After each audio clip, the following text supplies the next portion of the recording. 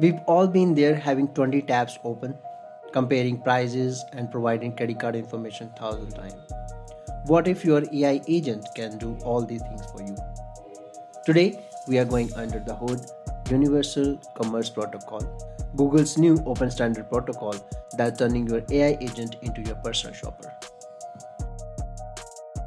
Announced recently by Google and industry giants like Shopify and Walmart, UCP isn't just a new tool. It's a common language. Think of it as a HTTP of shopping. Right now, every store has its own API. For your AI agent to shop for you, it has to learn 1,000 different languages. UCP fixes this by creating a universal standard for discovery, checkout, and order management. UCP focuses on three core capabilities. First, checkout. It standardizes how cart, taxes, shipping are handled so your AI agent can build session anywhere. Second, identity linking.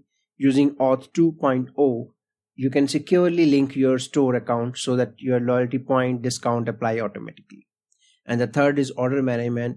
It uses webhook to give an AI agent real-time updates on your package so you can just ask where's my stuff to get an answer. Let me explain the architecture diagram for this protocol. It's all start with the request.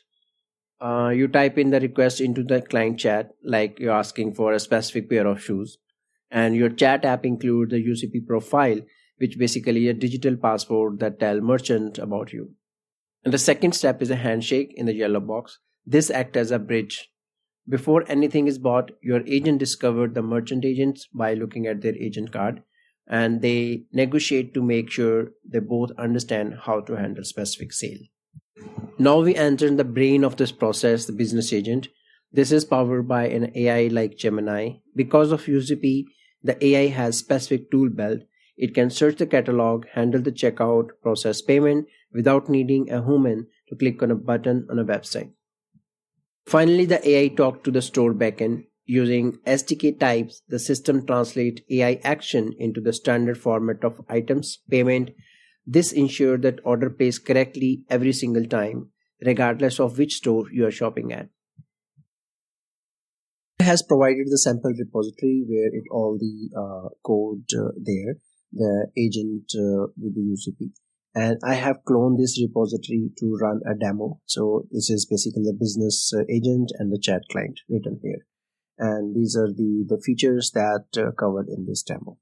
So let me, I already has this repository clone here. And you can see I have this business agent and chat client both. In business agent, you need to have in the environment file, you need to add the Gemini API key.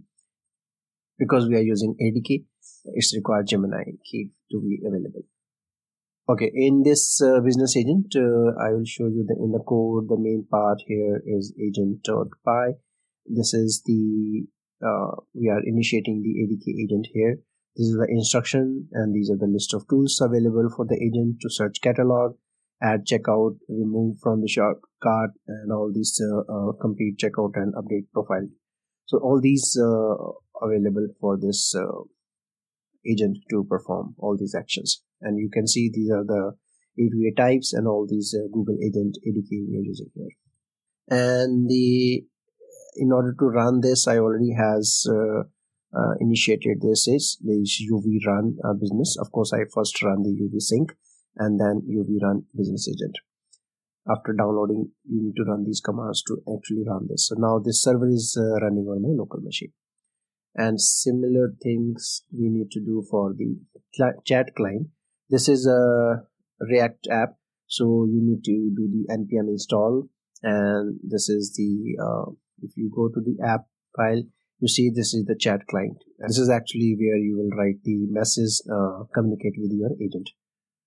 All right, I already run this agent as well. You can see npm run dev, and this is running on this local server. So now let's see the demo.